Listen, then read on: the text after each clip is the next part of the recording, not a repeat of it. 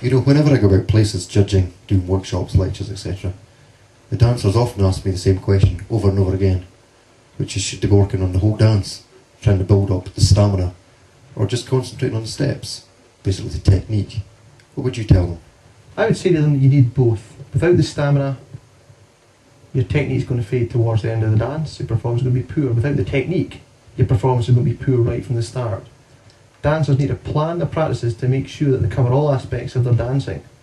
Once they have this properly structured routine, all those aspects will be achieved.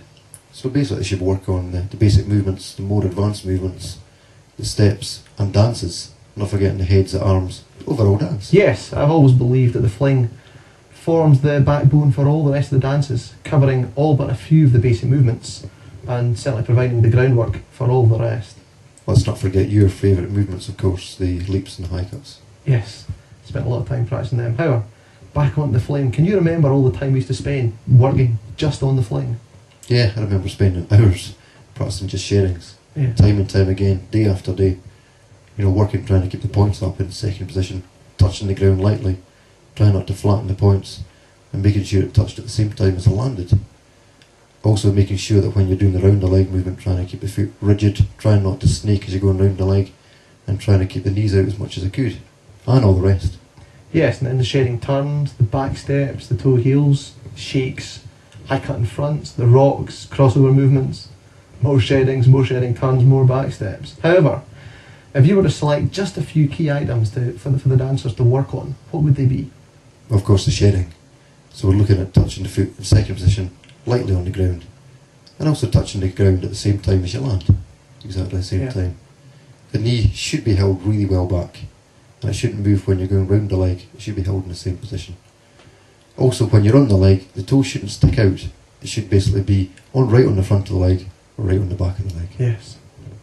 Anything specific you have to say for the dancers on the round the leg movement? Yeah, I think the dancers should certainly watch that they don't snake when they're going round the leg. What do you mean by snake? Well, I would say when you're doing the round the leg, the dancer should be holding the foot quite rigid, so the foot shouldn't be moving as you go round the leg.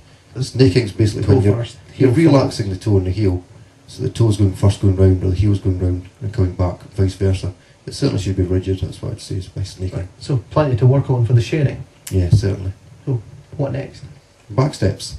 And again, I like sharp back steps, nice sharp back steps where the knees are right out to the side all the time. Remembering how we used to have to practice them, starting and finishing in third aid. Yes. Yeah, that keeps it sharp. You have a set start position and end position. You can see where each back step starts, each back step finishes. Keeps them nice and sharp, nice and clean. Mm-hmm. So we've now covered back steps. What's your next point? Toe and heels. Again, I like nice sharp toe and heels. The things I would watch for is to make sure that you don't lift the foot too high between the toe and the heel. Yes. Also, the knee should be right out, and it's important when you're putting the heel down, trying to stretch the working leg when you're doing heel. I wouldn't say straight, I would say nice and stretched. And also remember, you can use third or fifth position, but you should be using the same position throughout the toe and the heel. Yes, I like a nice stretched leg on the heel as well. Some dancers keep them bent, shows a nice turnout, but I think you'll lose part of the position. Mm-hmm. I've also preferred fifth as a position for my toe and heels, just feeling it much more difficult to hit third if you're high the ball on the back foot. What about shakes? Did you have to spend a lot of time working on your shakes to make sure you hit your two heights? What was the one thing you actually spent your time working on? Just practicing the entire shake, to be honest. Nothing specific, just the whole shake?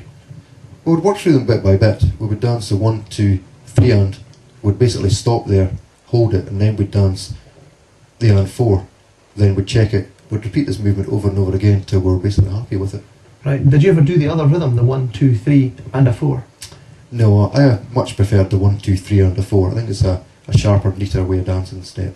Yeah, so your whole fling is lining up to be, you like it sharp, you like it neat, you like things to start when they start, finish when they finish. Yes, very much so. Rocks, more of the same perhaps? Apparently such an easy movement, but I always feel they're deceptively difficult. See lots of dancers bouncing the feet, lifting in between the rocks, the knees not necessarily turning in.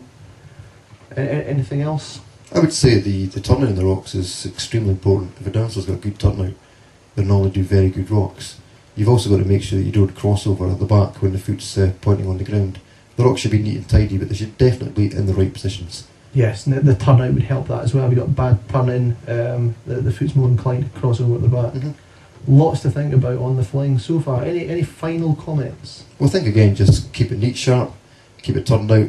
Again, we've really said stay high in the ball. When you're high in the ball, you'll do a really nice fling. And I think also remembering that the fling is danced on the spot, so don't dance the fling with travel. Certainly not. Thank you.